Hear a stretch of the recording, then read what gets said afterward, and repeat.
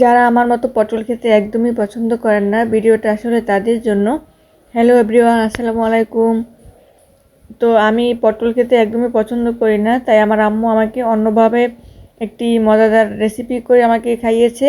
তো এটা খেয়ে মানে স্বাদ আর কি মুখে লেগে থাকার মতন।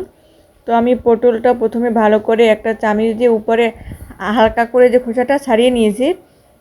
তো এরপরে ভালো করে ধুয়ে নিয়েছি, তারপরে মাঝখান থেকে কেটে নিয়েছি। মাঝখান থেকে কেটে নেওয়ার পরে ভিতরে যে আঁতিটা, সেই আঁতিটা কিন্তু আমি বের করে এক সাইডে রেখে দিয়েছি। দেখেই কিন্তু বুঝতে পারছেন যে আমি কীভাবে আঁতিটা বের করে দিয়েছি। তো এরপরে আমি চিংড়ি মাছ নিয়েছি, কাঁচামরিচ এবং যে সেই আঁতিটা বের করেছিলাম সেটা শিলের পাটায় মানে বেটে দিব। তো অবশ্যই এখানে চিংড়ি মাছ বেশি থাকলে মানে চিংড়ি মাছটা বেশি দেওয়ার চেষ্টা করবেন, তাহলে কিন্তু স্বাদটা আরও বেশি হবে, ভালো হবে।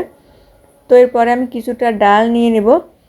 তো আমি এখানে পেঁয়াজটা সামান্য একটু হালকা করে মানে বাটা বেটে নিয়েছি। এরপরে আমি মসুরের ডাল নিয়েছি।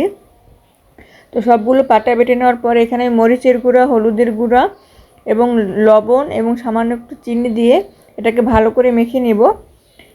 মেখে নেওয়ার পরে এখানে আমি একটু সয়াবিন তেলও দিয়ে দেব। তো এটা ভালো করে মেখে নিব। এরপরে আমি এখানে একটু সামান্য পরিমাণে সয়াবিন তেল দিয়ে এটাকে ভালো করে মাখতে হবে। তো এই যে সয়াবিন তেল দিয়ে কিন্তু আমি মেখে নিয়েছি।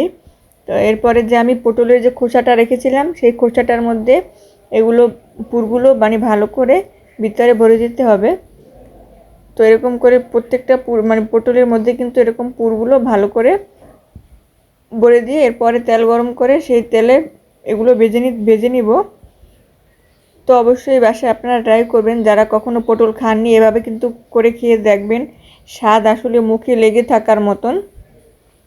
তো এরপরে আমি ফ্রাই প্যানে তেল গরম করে একটা একটা দিয়ে এরপরে এপিঠ উল্টিয়ে মানে দুই পাশ ভালো করে হালকা করে ভেজে নিতে হবে। তো আমি মানে এক পাশ ভাজার পরে অন্য পাশ উল্টে দিয়েছি, এরকম করে ভেজে নিতে হবে। তো আপনারা চাইলে কিন্তু এটা বাসায় ট্রাই করে দেখতে পারেন, আসলে অনেক মজাদার হয়েছিল। তো ভালো লাগে চ্যানেলটি সাবস্ক্রাইব করে রাখবেন, এরকম মজাদার ভিডিও পেতে পাশেই থাকবেন। আসসালামু আলাইকুম, আল্লাহ হাফেজ।